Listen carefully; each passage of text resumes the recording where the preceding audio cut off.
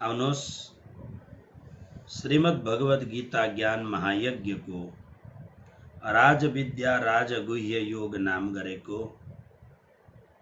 9 अध्यायको 14 श्लोकमा प्रवेश गरौं। सततं कीर्तयन्तो मां यतन्तश्च दृढव्रताः नमस्यन्तश्च मां भक्त्या नित्ययुक्ता उपासते। यसमा पदच्छेद धेरै गर्ने जस्तो छैन, अर्थमै पदच्छेद गर्नुला। नित्ययुक्ताः, नित्ययुक्ताः सबभन्दा अन्तिमको सबभन्दा अन्तिम शब्द छ। नित्ययुक्ताः को अर्थ हो नित्य निरन्तर सामिप्यमा रहनु। मतलब के हो भने युक्त को अर्थ हो टाँसिनु। युक्त शब्द को अर्थ हो टाँसिनु। नित्य भनेको निरन्तर, मतलब भगवानमा निरन्तर हाम्रो मन लागिरहोस्। हजुरलाई थाहा छ कि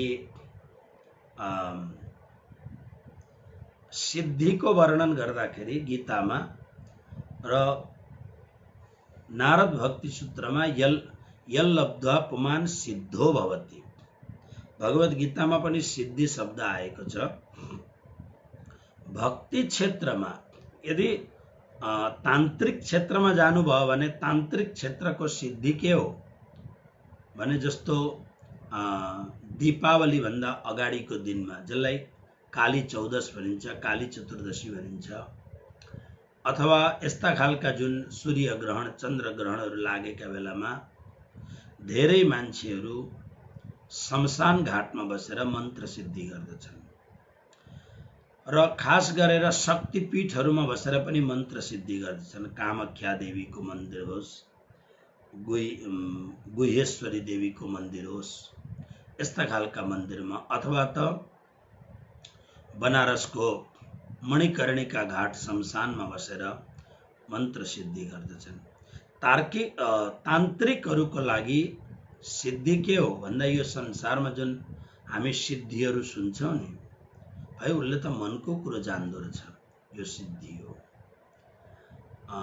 धेरैवटा कुरा छन्, जस्तो हिजो आज हामी देख्दछौँ कसैले मुखबाट केही निकालेर दिन्छ, कसैले हातबाट केही खरानीहरू इत्यादि निकाल्छ, धेरैवटा कुरा हुन्छन्। यसमा हनुमान चालिसामा 8वटा सिद्धिको वर्णन गरेको छ। अणिमा मही अष्ट सिद्धि नवनिधि के दाता असबर दीन जानकी माता अष्ट सिद्धि। अणिमा, महिमा, गरिमा, प्राप्ति, प्राकाम्य, ईशित्व, वशित्व इत्यादि। अनि नवनिधि भनेको 9वटा अध्यात्म सम्पत्तिहरू छन्। त्यसलाई मुकुन्द कुन्द नीलाश्च खर्वश्च निधयो नवः, यस्ता 9 निधिहरू छन्। मूल कुरो तर तान्त्रिक क्षेत्रमा या संसारमा आफ्नो चमत्कार देखाउने क्षेत्रमा यो अलग खालका यी चमत्कारहरू छन्। तर भक्ति क्षेत्रमा प्रवेश गरेपछि यी चमत्कारहरूको कौडी जति पनि किम्मत हुँदैन। परम भक्तहरूको चरणमा यी सिद्धिहरू देवरूप धारण गरेर सिद्धिहरू चरणमा आएर प्रणाम गरेर परम भक्तहरूलाई भन्छन् मलाई स्वीकार गरेर मेरो केही सेवा ग्रहण गर्नुहोस् भनेर। यी सिद्धिहरू चरणमा आउँदाखेरि भक्तहरूले आदरपूर्वक उनीहरूलाई स्वीकार गर्दैनन् नै मलाई, किनभने सिद्धिको सेरोफेरो लाग्यो भने, सिद्धितिर लाग्यो भने प्रशंसा हुन्छ, सिद्धिले गर्दाखेरि मान्छेको अधोगति हुन्छ। मैले एउटा कुरो भनेको छु बार बार, प्रामाणिक कुरो हो, तर मान्नु नमान्नु मान्छेहरूको कुरो हो। साई बाबालाई मान्छे मान्नेहरूको संख्या धेरै ठुलो छ, त्यसमा पनि हामी नेपालीहरूको संख्या धेरै ठुलो छ। साई बाबा, सत्य साई बाबा, पुट्टपर्थीवाला साई बाबा शरीर छोड्नुभन्दा केही सायद 1 वर्ष अगाडि म गएको थिएँ त्यहाँ। मलाई त्यस्तो एउटा भान भयो र मलाई जान मन लाग्यो, त्यो संयोग भयो, म गएँ। मलाई अलिकति, किनभने यस्ता कसै जसमा अलिकति दिव्यता छ, त्यो खाली साधु सन्त मात्रै होइन, संसार मैले माइकल ज्याक्सनको गीतहरू पनि हेरेको छु, त्यो पनि एउटा सिद्धि कमाएको मान्छे हो। नभए सानो उमेरमा लाखौं लाखौं मान्छेहरूको मन हरण कसरी गर्दछ, हो कि? अरू छोडिदिनुहोस् तपाईँ कि जबसम्म राष्ट्रको पदमा आसीन नभएको बेलामा ती नेताहरू जसले लाखौं लाखौं मान्छेहरूलाई आकर्षण गर्न सकेका थिए, तबसम्म उनीहरूमा त्यो केही न केही सिद्धि थियो। तर जब राज्यको सत्तामा बसेर अनि अतिशय प्रलोभनले राष्ट्र सेवा गरेनन्, खालि पैसाको मात्रै सेवा गर्न थाले, तबदेखि उनीहरूको त्यो सबै कुरो खत्म भयो। परमात्माले सबैलाई चान्स दिएको हुन्छ। अब हेर्नुहोस्, बङ्गालमा पिसी सरकारहरू धेरै ठुल्ठुला जादुगरहरू हुन्, उनीहरू पनि हातको सफाई गर्छन्, उनीहरूमा पनि छ त्यो कुरो। तर प्राय जो सन्त, जो महात्माले आफूले परमात्माले दिएको जादुलाई, परमात्माले दिएको केही तन्त्रलाई, परमात्माले दिएको केही सामान्य सिद्धिलाई भगवत कार्यमा लगाए, सेवा कार्यमा लगाए, जनता जनार्दनको सेवामा लगाए, उनीहरू भगवानबाट पूजित भए। त्यो कारण एउटै छ कि जब त्यो सिद्धिलाई जनताको सेवामा लगाएपछि, जनता जनार्दनको सेवामा लगाएपछि सम्मान पनि आउँछ, सम्पत्ति पनि आउँछ। सम्मान र सम्पत्ति आएपछि गिर्न बहुत सजिलो हुन्छ, पतन हुन बहुत सजिलो हुन्छ, पापहरू एकदम मुख बाहिर बाउँदछन्। अनि त्यतिखेर त्यो अवस्थामा यदि पतन भएन र अडिग भएर आफ्नो नियम, आफ्नो असाधारण प्रतिभाले आफूलाई बचाएर यदि वो सेवामा निरन्तर लाग्यो भने बहुत ठुल्ठुलो काम हुन्छन्। संसारमा धेरै हुन्छन्। मैले बितकमा 1 महिनासम्म देवचन्द्रजीबाट भएको धेरैवटा सिद्धिहरूको मैले कुरो गरेको छु, धेरैवटा कुराहरू मैले गरेको छु। तर महात्माहरूको मैले मेरै गुरुदेवको पनि देखेको छु, यी बरोडामा पनि मैले धेरैवटा चमत्कारहरू देखेको छु। जबकि म चमत्कारको विरोध गर्ने मान्छे हुँ, तर कोही बेला आफ्नो आँखाले देख्दाखेरि आश्चर्यचकित होइन्छ अनि सोच्न मजबुर होइन्छ। भक्ति क्षेत्रमा यी सांसारिक सिद्धिहरूको बिल्कुल महत्त्व छैन। भक्ति क्षेत्रमा त यी सिद्धिहरू बार बार भक्तलाई आएर प्रार्थना गर्दछन्, स्वीकार गर्नुहोस् हामीलाई। भक्तले बिल्कुल स्वीकार गर्दैन। र तपाईहरुले देख्न सक्नुहुन्छ धेरैवटा भक्तहरू जीवनभरि अतिशय दुःख पाउँदछन्, तर उनीहरू सत्तालाई, सम्पत्तिलाई, यो सिद्धिलाई स्वीकार नगरेर त्यो दुःखलाई परमात्माको भजन भक्ति हो भन्ने मानेर जीवन त्यसरी बिताउँदछन्। त्यसकारणले जीवन के हुन्छ त भन्दा सिद्धिको मूल अर्थ के हो जुन मैले पहिले निवेदन गरेको छु, फेरि एकपल्ट याद गराउँछु हजुरहरूलाई। अभ्यास गर्दै गर्दै गर्दै जाँदा अटोमेटिक स्वयमेव मन जब भगवानमा लाग्न थाल्दछ, लगाउनु पर्दैन, त्यसका लागि प्रयत्न गर्नु पर्दैन, स्वतः जब भगवानमा मन लाग्दछ, यसलाई भक्तहरूले सिद्धि भन्दछन्। अब स्वयं कसरी मन लाग्दछ भन्दाखेरि स्वयं मन लाग्नको लागि प्रेम चाहिन्छ। कस्तो प्रेम चाहिन्छ भन्दाखेरि सबैतिरको प्रेम, खाली बाहिरको प्रेम होस्, मुटुको हृदयको जुन धुकधुकको प्रेम हो त्यो केवल कृष्णको लागि होस्, तब स्वयमेव कृष्ण याद आउनुहुन्छ। त्यसले एउटा मान्छेलाई ढुङ्गामा ठोकर लाग्यो भने आइया आमा भन्छ, एउटा व्यक्तिलाई ठोकर लाग्दा हे प्रभु हे कृष्ण भन्दछ। कारण के छ भन्दा अलिकति जप अगाडि बढेको व्यक्ति, अलिकति जप सिद्धि भएको व्यक्ति तुरन्त उसको दिमागमा, उसको मस्तिष्कमा, अचेतन मस्तिष्कमा यस्तो बेलामा सोचिरहनु पर्दैन, त्यो प्राणमा जुन स्मरण छ त्यो इमिडिएटली आउँदछ। अनि यही स्मरण अन्तिम अवस्थामा मृत्युको जब हामीमाथि आक्रमण हुन्छ, अत्यन्त दुःखदायी समयमा यही कुरोले पछि हामीलाई याद दिलाउन थाल्दछ, परमात्माको स्मरण दिलाउन थाल्दछ। ओके, त्यसकारणले नित्ययुक्ताः, सधैँ नै परमात्मासँग आबद्ध भएको, यानी जसको मन परमात्मामा लागिरहेको छ, यस्ता। अर्को शब्द छ दृढव्रताः। यी भक्तहरूका विशेषणहरू हुन्। दृढव्रता, जो व्रत भनेको कुनै नियम, नियमहरू अत्यन्त दृढ छन्। हाम्रा नियमहरू दृढ रहँदैनन्। हाम्रा नियमहरू भदौको भेल जस्तो हुन्छ। जस्तो हामीले जब 7 दिन कथा सुन्छौँ, 7 दिन कथा सुन्दाखेरि कथामा इन्भल्भ भएर एकदम सेवाको काम लिएर खोप हुँदाखेरि त्यतिखेर त्यो कथाले काम गरिरहेको हुन्छ। तपाईहरुमध्ये धेरैजनाको मनमा होला, तपाईहरुले गर्नुभएको होला, अब त म संकल्प गर्छु कि म यस्तो काम गर्दिन, यस्तो काम सुरु गर्छु। तर जब कथा सकिएपछि 2-4 दिन, 10 दिन, 20 दिन भएपछि फेरि हाम्रो भित्र त्यही पुरानो आदतहरू, त्यही पुरानो स्वभावले हामीलाई आक्रमण गर्दछ। किन? हाम्रो व्रत दृढ छैन, हामीमा त्यो दृढता छैन। वेदमा जसलाई शिव संकल्प भनेको छ, हाम्रो संकल्पमा शिवत्व छैन, हाम्रो संकल्पमा सत्य छैन। हाम्रो संकल्प त खहरे खोला जस्तो हुन्छ, पानी पर्दाखेरि स्वाट्टै बढ्ने, पानी नपर्दाखेरि सुक्खा। त्यसकारणले ती भक्तहरूको जसको व्रत एकदम दृढ हुन्छ, दृढव्रतः। अनि यतन्तः, यतन्त शब्द पनि आफूमा बहुत महत्त्वपूर्ण शब्द छ।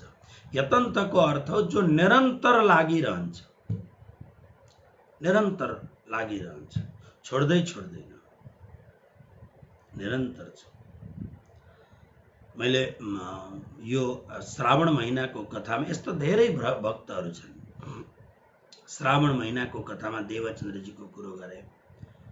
घर छोडेर परमात्मालाई पाउनको लागि देवचन्द्रजी निस्किँदाखेरि उमरकोट मारवाडबाट, जो अहिले पाकिस्तानमा छ, त्यहाँबाट कच्छमा आउँदा बीचमा सैकडौं माइल रण प्रदेश छ, बालुवाको देश छ, केही छैन, बालुवा मात्रै छ। हावा चल्यो भने यताको पहाड उता गएर तुरन्तै अर्कोतिर भइहाल्छ हावाले। मान्छे कति दबिएर, ऊँट मान्छेहरू दबिएर मर्छन्। यो ठाउँमा एक्लै हिँड्दाखेरि पहिलो खेप देवचन्द्रजीलाई लगभग 17 वर्षको उमेरमा परमात्माले सिपाहीको भेषमा दर्शन दिनुभयो अनि अन्तर्ध्यान हुनुभयो। देवचन्द्रजीलाई एउटा विश्वास भयो, परमात्मा मसँग हुनुहुँदछ। तर यो विश्वासले उहाँको भजन भक्तिमा कम भएन, अरु भजन भक्ति दृढतापूर्वक लाग्यो। किन भन्दा मनमा सोच्नुभयो, मैले जसका लागि घर द्वार कुल कुटुम्ब आमा बाउ सब छोडे, त्यो मसँगै रहेछ। त्यसकारणले अब म अझै मजबुत भएर लागौं।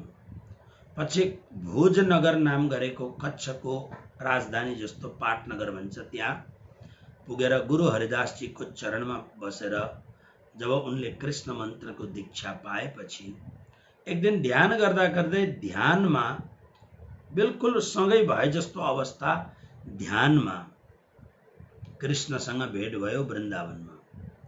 अनि जंगलमा त्यतिखेर गाई चराउन गएका ग्वालबालहरूसँग बसेर कुरो भयो, ध्यानमै भइरहेको छ। अनि जंगलमा ग्वालबालहरू सबैले मिलेर गहुँको खीर बनाए, जसलाई हाम्रो परम्परामा घुङ्गरी भनिन्छ, गहुँको खीर। अनि कृष्णजीले ग्वालबालहरूलाई भन्नुभयो, मलाई 2 भाग देऊ भन्नुभयो। ध्यानमा यो सबै देवचन्द्रजी अनुभव गर्दै हुनुहुन्छ। अनि जब प्रसाद आयो, त्यो ध्यानको माध्यममा त घण्टौंसम्म कृष्णसँग बसेर अब प्रसाद, जंगलमा प्रसाद खाने तयारी हुँदा सबै ग्वालबालहरू पनि बसे। कृष्ण बस्नुभयो, साथमा देवचन्द्रजीलाई राख्नुभयो। ल अब प्रसाद खानुपर्छ भन्दा अब भक्तहरूको त नियम छ, प्रसाद खाँदाखेरि 2टा मन्त्र बोलिन्छ। सहनाववतु सहनौ भुनक्तु सह वीर्यं करवावहै तेजस्विनावधीतमस्तु मा विद्विषावहै ब्रह्मार्पणं ब्रह्म हविर्ब्रह्माग्नौ ब्रह्मणाहुतं ब्रह्मैव तेन गन्तव्यं ब्रह्म कर्म समाधिना अहं वैश्वानरो भूत्वा प्राणिनां देहमाश्रित प्राणापान समायुक्त पचाम्यन्नं चतुर्विधम। यो मंत्र पढ़नु पर्यो। अथवा तो 14 लोक तुम्हारी शाखा जो पाया आगे राखा जो भावे सो लीजिए झूठन दासन को दीजिए। अथवा राज कहे सुख उपजे कृष्ण कहे दुख जाए महिमा महाप्रसाद को पावत संतों प्रेम लगाए श्री प्राणनाथ परमारथी सब जग कियो प्रकाश तिनके चरण प्रताप से पावे संत महाप्रसाद महाप्रसाद को पाए के चरणामृत को ले चला जाए परम धाम को जग को मुक्ति दे। कुनै न पनि मन्त्र गरेर अनि कृष्ण कन्हैया लाल की भनेर अनि मात्रै भोजन गरिन्छ। तर मान्छेहरूले के गर्छन्, सामने भोजन आउने बित्तिकै धमाधम खाना थालिहाल्छन्। अथवा त एउटा सानो 2-4 अक्षता यसो बाहिरपट्टि राखेर यो मैले चढाएको भन्छन्। त्यो कसलाई चढाएको किन चढाएको त्यसको के महत्त्व मान्छेलाई थाहा छैन। सिकाए गरेछन् मान्छे गर्छन्, त्यसको अर्थ के हो त्यो पनि बुझ्नु पर्दछ। त्यसलाई अलिकति राम्ररी गरे भने त्यसले ठुलो पुण्य हुन्छ। त्यो भात अलिकति सारेर जुन बस्ने चलन छ त्यसलाई अलिकति बुझेर गर्ने हो भने यसले ठुलो कल्याणको काम गर्दछ।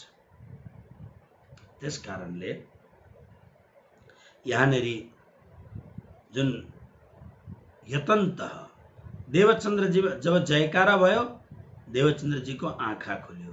आँखा खुल्दा कहाँ वृन्दावन ब्रजमा आउने भुजनगर कच्छमा पो छन्। अब के भयो भन्दा आँखा खोलेर हेर्दाखेरि ब्रज पनि छैन, यशोदा पनि छैनन्, नन्द बाबा पनि छैनन्, कृष्ण पनि हुनुहुन्न, ग्वालबालहरू पनि छैनन्, गाईहरू पनि छैनन्, ती जङ्गलहरू पनि छैनन्, त्यो श्री यमुनाका दिव्य धारहरू पनि छैनन्, केही पनि छैन। तर एउटा कुरो रहेछ, त्यो ध्यानमा जुन प्रसाद थियो त्यो प्रसादको पत्तलमा जङ्गलको ठुलो पत्तामा राखेको प्रसाद चाहिँ अगाडि छ। यसले के भयो भन्दा देवचन्द्रजीको विश्वासमा अरु 4 चाँद लगायो। त्यसको पछि देवचन्द्रजीले लगभग 15 वर्ष जति 15-16 वर्ष अरु मेहनत गर्नुभयो, अरु उत्साहले मेहनत गर्नुभयो। अनि अब मेहनत जुन गर्नुभयो प्राणलाई अर्पण गरेर मेहनत गर्नुभयो। जामनगर गएर भागवत सुन्न थाल्नुभयो।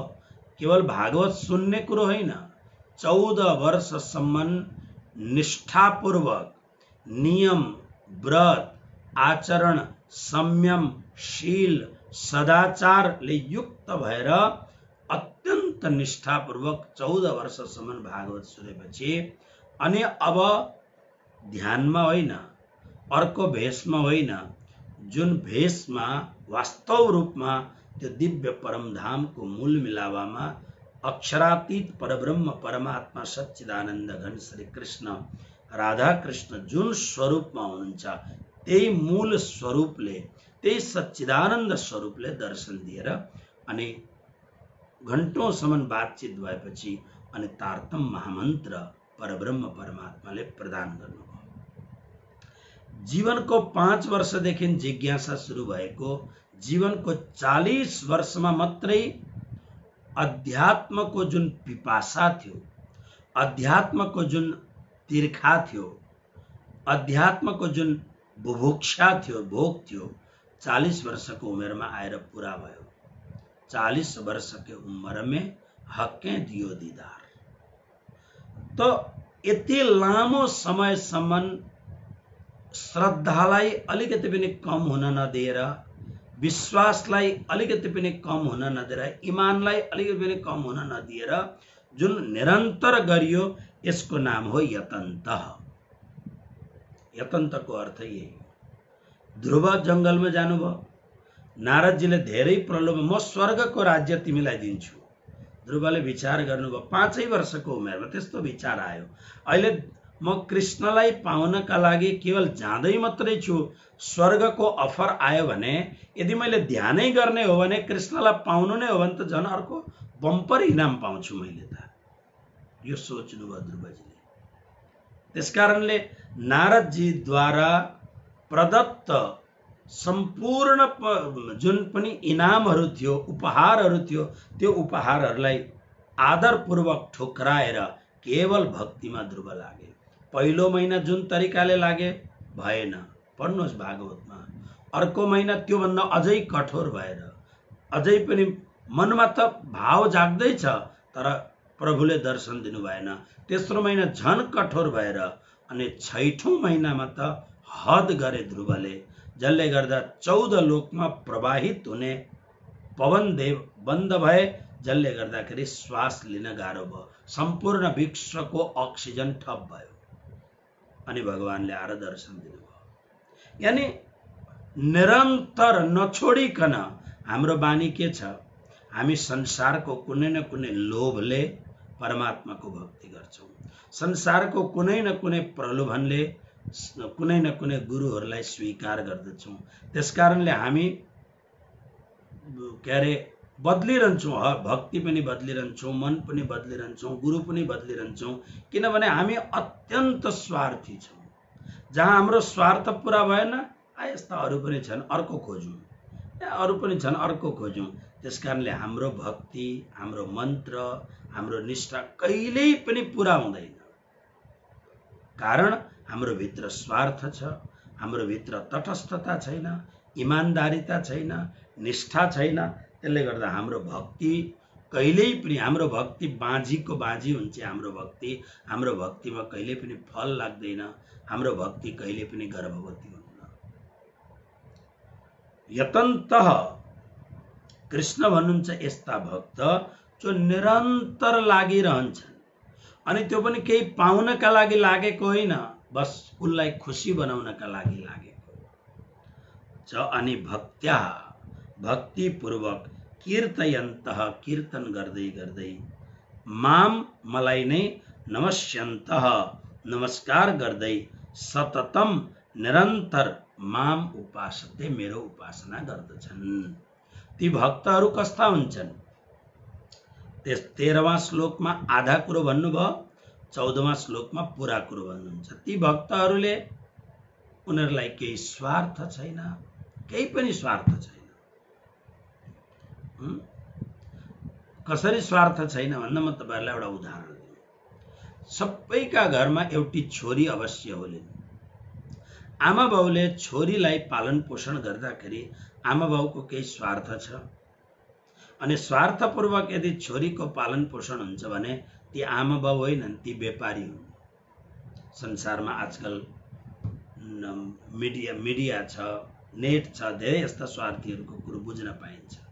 तर प्राय घरमा छोरी भएर छोरी जन्मेपछि त्यो छोरीलाई बाउले, यो फेरि यस्तो खालको गजब कुरो छ, घरमा हेर्नु तपाईं, छोरीलाई बाउले धेर माया गर्छन्, छोरालाई आमाले धेरै। यो विपरीत जुन लिङ्गी छ, यो बडा गजब परमात्माले लाउनु भएको छ। छोरीको बाउ प्रति धेरै आस्था हुन्छ। त्यसकारणले यदि बाबा बिमारी भयो भने छोरीको धेर फोन आउँछ, छोरालाई थाहै हुँदैन।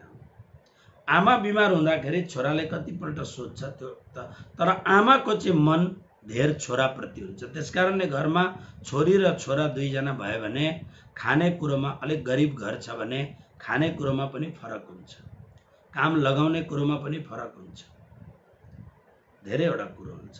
तर एउटा छोरी मान्छेलाई घरमा बाउ आमाले 22 वर्ष, 23 वर्ष, 25 वर्षसम्म विवाह नहुन्जेलसम्म हर प्रकारले सुख सुविधा दिएर छोरीलाई राखेको हुन्छ। यसमा बाउ आमाको के स्वार्थ छ? केही स्वार्थ छैन। एक दिन अपरिचित व्यक्तिलाई गोडा धोएर अनि प्राण जान्छ त्यो हालत भएर आफ्नो छोरीलाई मानव मुटु नै काटेर दिएको हो कि जस्तो गरेर जान्छिन् आज शकुन्तला घर भनी उठ्दो छ चिन्ता अति। मैले देखेको छु विवाहमा आमा भन्दा धेर बाउ रोएका हुन्छन्, धेरै रोएका हुन्छन् बाउ। किनभने पुरुष हमेशा रुँदैन, पुरुष कठोर छ। पुरुष कठोर छ भनेर दया छैन होइन, पुरुष भित्र रुन्छ। अब दिदीबहिनीहरूका त यिनै पानीको ट्याङ्की हुन्छ, अलिकति मोसन बदलिने बित्तिकै सुरु भइहाल्छ, ट्याङ्की नै हुन्छ, आइहाल्छ दबाक। साना साना कुरामा आउँछ। साडी राम्रो किन्दैन भने पनि, गहना राम्रो किन्दैन भने पनि, भनेको मान्दैन भने पनि सबभन्दा ठुलो हतियार हो आँसु। तर पुरुष जब रुन्छ, पुरुष रुनुको अर्थ यो हो मानव अस्तित्व नै आज आँसु बगाउँदैछ, त्यो हो पुरुषको रुवाई। त्यसकारणले छोरीको विदाई गर्दा बाउ अत्यन्त घात, उसले अब आँसु, त्यो सधैँ भित्र बगेको आँसुलाई भित्र रोक्न नसकेर बाहिर आँसु बग्दछ। म भन्दा धेर, किन म यो परम्पराको मान्छे होइन, तर भक्ति जगतमा मलाई थाहा छ आँसु कसरी बग्दछ भनेर। यहाँ भगवान श्री कृष्ण त्यही कुरो भन्नुहुन्छ, निरन्तर परमात्माको उपासना, कुनै पनि प्रकारको स्वार्थ छैन, निस्वार्थ भावले परमात्माको उपासना गर्नु छ। फेरि एकपल्ट हेर्नुहोस्, शब्दहरू श्लोकमा शब्दहरू केलाउनुहोस्, कहाँ कहाँ छन् शब्दहरू। दोस्रो लाइनको अन्तिम भन्दा पहिलो शब्द नित्ययुक्ता, जसको मन सधैँ भगवानमा लागिरहन्छ, यस्ता खालका मनुष्यहरू। कस्ता मनुष्य, कस्ता भक्त, दृढव्रता। माथिल्लो अन्तिम शब्द, जसको व्रत नियमहरू अत्यन्त दृढ छ। संसारको कुनै पनि भुइँचालोले, संसारको कुनै पनि हरिकेनले, संसारको कुनै पनि वातावरणले जसको व्रत, जसको दृढतालाई हल्लाउन सक्दैन, त्यस्तो दृढव्रता। यतन्तः, त्यसदेखि ओर्तिरपट्टिको निरन्तर लागिरहने, लग्नपूर्वक लागिरहने, यस्ता खालका भक्त्या भक्तिद्वारा कीर्तयन्तः, मेरो कीर्तन गर्दै गर्दै, माम नमस्यन्तः, मलाई नमस्कार गर्दछन्, मलाई प्रणाम गर्दछन्। यसको अर्थ के भयो भन्दाखेरि प्रणाम त हामी सबैलाई गर्दछौँ, तर यदि मलाई तपाईँ सोध्नुहुन्छ भने म बिल्कुल भगवान शिवको मन्दिरमा गएर भगवान शिवलाई म जल चढाउँदछु, पञ्चामृत चढाउँदछु। मैले धेरैपल्ट शिवको भव्याति भव्य अभिषेक गरेको छ, नियमपूर्वक। ठुल्ठुला यज्ञहरूको आयोजना गरेर आफै प्रधान आचार्य भएर मैले हवन गराएको छु। श्रीकृष्ण प्रणामी धर्मको विचित्रमा विचित्र साधु टहल्की सुरु। यो 400 वर्षको इतिहासमा सायद कोही पनि यस्तो छैन होला। म अवश्यमेव गइसकेपछि मेरा नाममा बदख्याइमा होस् या प्रशंसामा होस् अवश्य लेखिन्छ यी कुराहरू। म यस्तो खालको प्रणामी हुँ, सनातन धर्मका अभिन्न अभिन्न स्वीकृतिहरूलाई स्वीकार गरेर आफ्नो धर्ममा अत्यन्त निष्ठापूर्वक जीवन बिताउने म साधु हुँ, पुरै एकदम। म यसका लागि गौरवपूर्वक आफूलाई यो कुरो भन्न सक्दछु। आज अमेरिकामा नेपालीहरू जुन पशुपतिनाथ मन्दिरमा बसेका छन्, ह्युस्टनमा, त्यो पहिलो पशुपतिनाथ मन्दिर भगवान पशुपतिको कृपाले मैले 3 जना मेरा गुजराती शिष्यहरूलाई लिएर आफ्नो हातले बनाएको पशुपतिनाथ मन्दिर हो त्यो। आज नेपालीहरू त्यहाँ बसेका छन्, गर्दैछन् नेपालीहरू। तर हाम्रो जाति कति कृतज्ञ जाति छ। मेरो नामसम्म त्यहाँ उनीहरूले राखेका छैनन्, मलाई केही मतलब छैन। तर हामी नेपालीहरू जुन भन्छौँ नि हामी निष्ठावान छौँ भन्ने, तर अहिलेको परिप्रेक्ष्यमा हामीभन्दा निष्ठावान नभएको जाति अर्को छैन।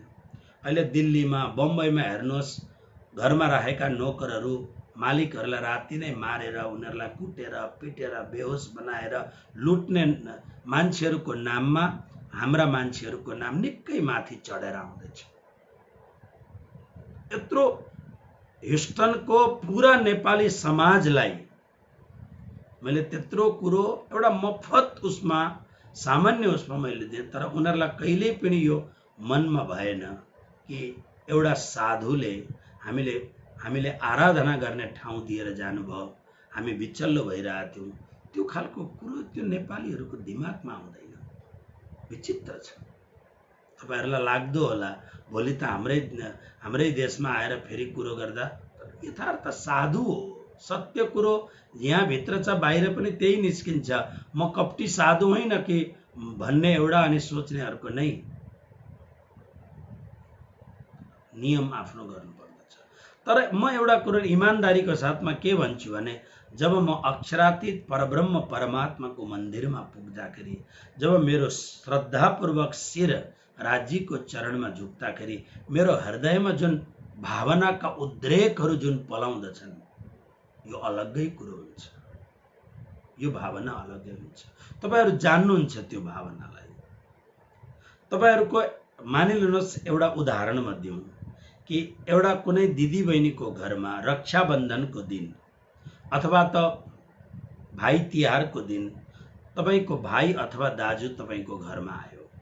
तर आज आउँदाखेरि उ एक्लै आएन, 5-7 जना साथीहरुलाई पनि जाउँ हो घुम्न पनि हुन्छ जाउँ भन्दाखेरि अब साथीको बहिनी अथवा साथीको दिदी पनि त हाम्रो पनि दिदी नै हो भनेर आए 7-8 जना। तपाई ती सबै 7-8 जना केटाहरुलाई नै तपाईहरु पुरा आदरपूर्वक भोजन गराउनुहुन्छ, सेलरोटी खुवाउनुहुन्छ, दही चिउरा खुवाउनुहुन्छ, चाय पिलाउनुहुन्छ, राम्रो गर्नुहुन्छ। 7-8 जना केटाहरु एकदम सम उमेरका हुन सक्छ, आफ्नो भाइ आफ्नो दाजु भन्दा अरु ह्यान्डसम राम्रा पनि होलान्, राम्रो कपडा लगाएका होलान्।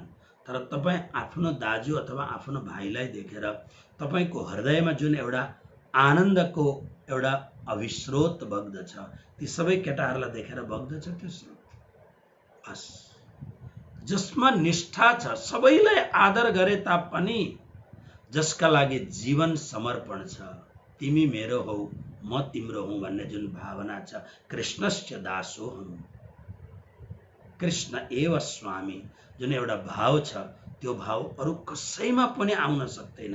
यसको अर्थ यो होइन कि अरुमा अपमान छ, नै सबैमा सम्मान छ। तर जुन एउटा अपनत्व हो, एउटा ममत्व हो, एउटा हृदयमा जुन हलचल हो, मुटुको स्पन्दनको जुन एउटा स्पन्दन हुने त्यो त केवल आफ्नोमा मात्र हुन्छ। यसैको नाम हो प्रियतम। यो कुरो कृष्ण यहाँ भन्नुहुन्छ। फेरि यो 14वां श्लोकलाई याद गर्नुहोस्।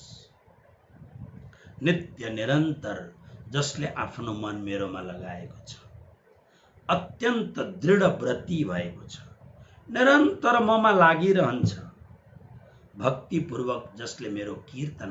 अब कीर्तन गर्दछको अर्थ यो पनि हो नि, कृष्ण कृष्ण गोविन्द गोविन्द गोपाला भज मुरली मनोहर नंदलाला कृष्ण गोविन्द गोविन्द गोपाला कृष्ण गोविन्द गोविन्द गोपाला। यो पनि कीर्तन हो। अथवा कसैका साथमा बसेर तपाईले उसका विषयमा कुरो गर्नुभयो, यो पनि कीर्तन हो। अथवा तपाईले कहीं व्यस्त भएको बेला स्मरण गर्नुभयो, यो पनि कीर्तन हो। कीर्तनको अर्थ झाँझ लिएर बजाउँदाखेरि मच्ची मच्चीकन 1 घण्टा संकीर्तन गर्यो, 23 घण्टा यादै गरेन, यसको नाम कीर्तन होइन। ओके, जस्तो हामी देख्छौं नि मन्दिरमा भजन मण्डलीहरु हुन्छन्। ओके, भजन मण्डली यस्तो हार्मोनियम बजाएर भजन मण्डली मस्त भजन गाउँछन्, तर घरमा गएर फेरि भैँसीको सैँसीको के को फेरि खान थाल्दछन्। यसको नाम कीर्तन होइन, यो त प्रोफेसन भयो। त्यो मोमो सोमो के हुन्छ, अघि मन्दिरमा बसेर एकदम आहा कस्तो मिठो संकीर्तन भयो, तर यता घरमा आएर त्यो संकीर्तनले कामै गर्दैन, अर्कै कुरो सुरु भयो। यसको नाम कीर्तन होइन। कीर्तनको अर्थ हो संकीर्तन गर्नु, कीर्तनको अर्थ हो कुरा गर्नु कसैसँग उसको विषयमा, कीर्तनको अर्थ हो निरन्तर स्मरण गर्नु, कीर्तयन्ता। तथा मलाई प्रणाम गर्दछ। यो प्रणामको भाव मैले जुन अहिले भने नि हजुरहरूलाई, सबैलाई नमस्कार गर्दछ, तर प्रणाम जुन जहाँ यसो झुक्दाखेरि हृदय द्रवीभूत हुन्छ, आनन्दमय हृदय हुन्छ। म तपाईहरुलाई सोध्दछु कि जो मसँग आबद्ध हुनुभएको छ। तपाईहरु संसारमा ठुलठुला साधुहरुसँग पुग्नुहुन्छ, तर जब म र तपाईको भेट हुन्छ त्यतिखेर तपाईहरुको हृदयमा जुन एउटा भाव उत्पन्न हुन्छ, एउटा अलगै खालको भाव उत्पन्न हुन्छ नि, बस यो नमस्यन्त एउटा स्पेशली एउटा भाव नमस्कार गर्दा, कृष्णलाई प्रणाम गर्दा, सततम यस्तो भक्तले मलाई कहिल्यै, सततमको अर्थ हो क्षण मात्र पनि नबिर्सिनु। भक्तिका आचार्य वल्लभ सम्प्रदायका पुष्टि मार्गीका भक्तिका आचार्य श्रीमद् वल्लभाचार्यजी भन्नुहुन्छ, सततमको अर्थ के हो भन्दा, तर राम्ररी सुन्नु, भैँसीको सिङमा तोरीको दाना हाल्दा जति बेरसम्म अल्झिन्छ, जति बेरसम्म त्यो तोरीको दाना रहन्छ, त्यति क्षण पनि नबिर्सिने, यसको नाम हो सततम। तपाई हेर्नु, हमेशा भैँसी यसो यसो गरिरहन्छ, तोरीको दाना एकदमै गोलो हुन्छ, टिक्दैन, तर टिक्दैन भन्दा पनि त्यो राखेपछि सेकेन्डका पनि केही क्षणहरू जो कम हुन्छन् त्यतिसम्म त टिक्दछ नि। श्रीमद् वल्लभाचार्य जगद्गुरु भन्नुहुन्छ, त्यति पनि समय परमात्मालाई नबिर्सिनु, यसको नाम हो सततम। सततम माम उपासते, सतत निरन्तर मेरो उपासना गर्दछ, मेरो उपवास गर्दछ, उपासना गर्दछ। 15 श्लोकमा प्रवेश गरौँ। ओहो 12:12 गइसकेछ। आउनुहोस् खाली एउटा श्लोक त अरु गरौँ। ज्ञान यज्ञेन चाप्यन्ने यजन्तो मामुपासते एकत्वेन पृथक्त्वेन बहुधा विश्वतो मुखम। अनित्य संसारबाट सम्बन्ध विच्छेद गरेर नित्य तत्व माने परमात्मातिर जाने जुन साधक कई धेरै प्रकारका हुन्छन्, ती साधकहरुमा भक्तिका साधकको वर्णन अहिले 2 श्लोकमा भगवानले गर्नुभयो। अब अरु खालका साधक पनि हुन्छन्। यो जुन 2 श्लोकमा 13 र 14 श्लोकमा जुन वर्णन गर्नुभयो, यो सर्वोत्तम साधक हो, एकदम सर्वोत्तम साधक। तर अब जुन साधकहरुको वर्णन आउँदछ, यी चाहिँ यसरी पनि परमात्माको भजन गर्दछन् भन्न। अब 15, 16, 17, 18 र 19 श्लोक नै 18 सम्म, 15 देखि 18 सम्म 4 वटा श्लोक यो अन्य तरिकाले पनि उपासना गर्दा परमात्माकै उपासना हुन्छ। तर फरक छ नि, जुन 2 श्लोकमा गरेको अनन्य उपासनाको फल र यी 4 वटा श्लोकमा गरेको उपासनाको फल फरक छ र यो प्रकरण एकदम अलग्गै उपासनाको आयो। तसर्थ भोलि यो प्रकरणलाई 4 वटा श्लोकलाई भोलि हामी अगाडि बढेर गरौँला। अब प्रसंग आउँदाखेरि त्यो अब वर्षौंदेखि यो कार्यक्रममा व्यस्त छु म, तसर्थ उदाहरणहरू आउँदछन्। धेरै उदाहरण म आफूलाई नै समावेश गरेर दिन्छु।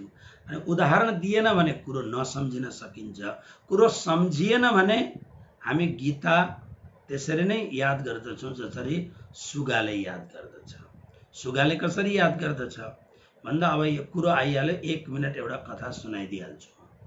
एउटा महात्मा जंगलको किनारमा बस्दथे, बडा दयालु महात्मा थिए।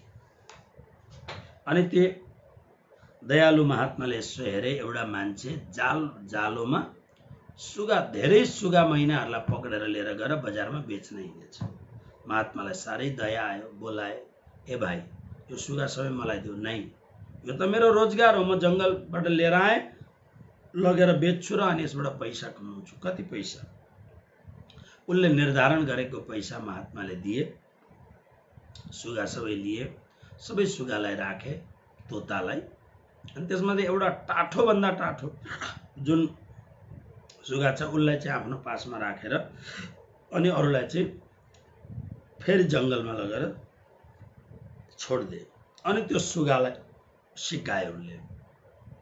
के सिकाए भन्दा, ध्यान राख सुगा भन्दा। महात्मा बडा ज्ञानी, तत्त्वदर्शी, सिद्धि प्राप्त भएका सन्त, उनले त्यो सुगासँग कुरो गरे, हेर तिमीहरू बार बार सिकारीले आएर तिमीहरूलाई फसाउँछ, त्यसकारणले मेरो उपदेश मान भनेर सुगालाई रटाए। सिद्धि थिए, कुरो गरे पहिले। सही कुरो भन्नुभयो तपाईँले भन्नु, सुगाले पनि भन्छ। र अब सिकाउन थाल्यो। के भन्छन्? शिकारी आएगा। सुगाले भन्छ शिकारी आएगा, जाल बिछाएगा, जाल बिछाएगा, दाना डालेगा, दाना डालेगा, उसमें फंसना मत, उसमें फंसना मत। पुरा सिकाएर अब पराभव भयो नि। पुरा महात्माले त त्यो सुगासँग बोलिरहेछन्, पक्षीहरूको भाषा सम्झिन्छन्। अब जङ्गलभरि गएर सबैलाई यो कुरो सिकाऊ, ताकि फेरि फेरि शिकारीको फन्दामा नपर्नु। गयो सुगा, जङ्गलमा गएर सबैलाई बटुलेर अब सुगाले सबलाई सिकायो। शिकारी आएगा, जाल बिछाएगा, दाना डालेगा, उसमें फंसना मत। शिकारी फेरि गयो, उसको त धन्दै त्यही हो। पुरा जङ्गलैभरि यही शब्द छ। फर्केर आयो, मेरो काम खत्तम बनाएछ यो महात्माले। बा आउँदाखेरि अर्को शिकारी जाँदैछ। किन भन्दा यस्तो, त्यो भन्दा यो बाटो रहेछ। अरे भाइ ट्राई त गरौँ, आखिर त यिनीहरू पशु पक्षी त हुन्, ट्राई गरौँ। जबरजस्ती लिएर गयो ट्राई गर्नका लागि। जाल फैल्याए, दाना चुग्नका लागि दाना हाले, लुकेर बसे। बसेपछि एकछिनमा के भयो, एउटा पक्षी आयो, फेरि अर्को पक्षी आयो, अर्को पक्षी आयो। आउँदा आउँदै पहिले भन्दा धेरै आए, किनभने दाना अझै राम्ररी हालेको थियो। मजाले बसेपछि स्वाटै उनीहरूले खिच्दा सबै भित्र छन्। फेरि बोकेर लिएर गए। महात्माले देखे, महात्माले फेरि बोलाए, ल्याउने नै तिमीलाई हामी सुगा बेच्दैनौँ न। नै नबेच, तर म कुरो त गरौँ। सबै सुगाहरूलाई राखेर अनि महात्मा त सिद्ध थिए, कुरो गर्न थाले। मैले त्यत्रो तिमीहरूलाई सिकाएँ यो शिकारीको फन्दामा नपरेर भनेर, तिमीहरूलाई याद छैन?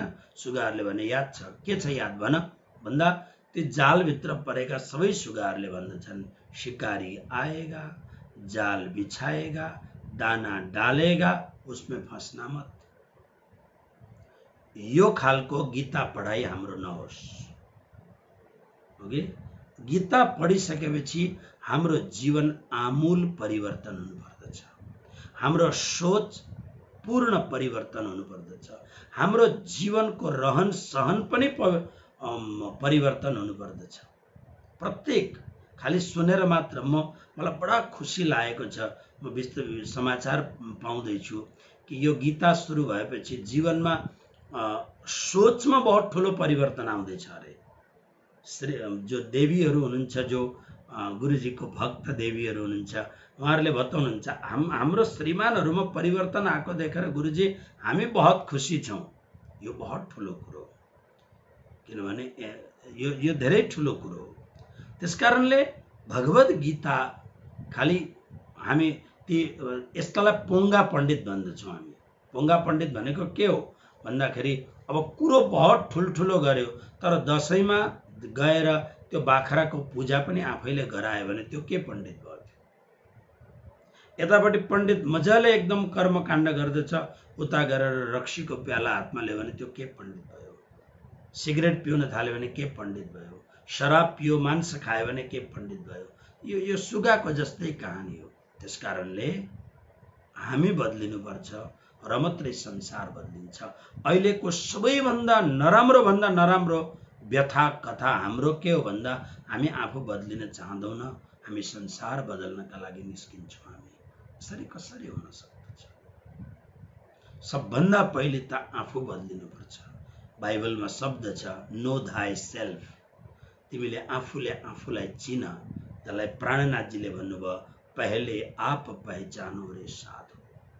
हामीले आफूलाई बिल्कुल, हामी उपदेश, म पनि उपदेश बहुत गर्दछु, तर हामीले आफूले आफूलाई पहिले सम्हाल्यौँ भने, आफूले आफूलाई परिवर्तनको यो डगरमा रास्तामा हामीले लैगयौँ भने धेरै ठुलो जीवनमा परिवर्तन आउन सक्दछ। नै त तपाईँ आफै विचार गर्नुहोस्, आज नेपालमा क्रिस्चियनिटीको प्रचार कोही विदेशबाट आएकोले गरेको होइन। बाहुनहरू, हिजोसम्म बाहुनहरू, यिनै के भन्छन् बाहुनहरूले, अहो आजसम्म त हामी गाईको गौत खाँदो रहेछौँ, गाईको त दुध पिउने हो भनेर यिनीहरू नै मूर्खहरू भन्न थाले। किन? यिनीहरू यी सुगा भन्दा पनि थर्ड क्लासका मान्छेहरू हुन्। यिनीहरूले वेदका मन्त्रहरू त जानेका थिए, भागवतका श्लोकहरू त पढ्दथे, गीताका श्लोकहरू त पढ्दथे, तर सुगा भन्दा पनि थर्ड क्लास बुद्धि। त्यसले गर्दाखेरि लोभमा परेर, प्रलोभनमा परेर बस आफ्नो आस्था, आफ्नो संस्कार, आफ्नो भावना तुरन्त पर्यो। हिजोसम्म भजन गाउने केटी अब मैले भजन गाउन हुँदैन किन म जिजसको भएँ भनेर म अमेरिकामा जिजसका भएका मान्छेहरूलाई म मन्दिरमा बोलाएर म आरती गराउँछु, तिनीहरूलाई टीका लगाइदिन्छु, मलाई शिर यसो गर्दछन्, आशीर्वाद दिनुहोस्, ब्लेसिङ दिनुहोस् भनेर मलाई भन्छन्। यहाँ आएका यी जुन नयाँ खरखरे झाडुहरू हुन् यी के गर्छ? कारण के छ भन्दाखेरि आजसम्म हामीलाई हाम्रा जुन पूर्वमा गए बितेका जुन मान्छेहरू थिए यिनीहरूले यसरी नै सिकाए, जसरी सुगालाई सिकाउनेवालाले त राम्रो छ, तर हामीले त्यसरी सिक्यौँ। त्यसले गर्दा भगवद गीता परिवर्तनको ढङ्गले अगाडि बढाउनु पर्दछ। बस यिनै भावनाको साथमा आजको गीताको पावन प्रसङ्गलाई म विश्राम लिँदैछु।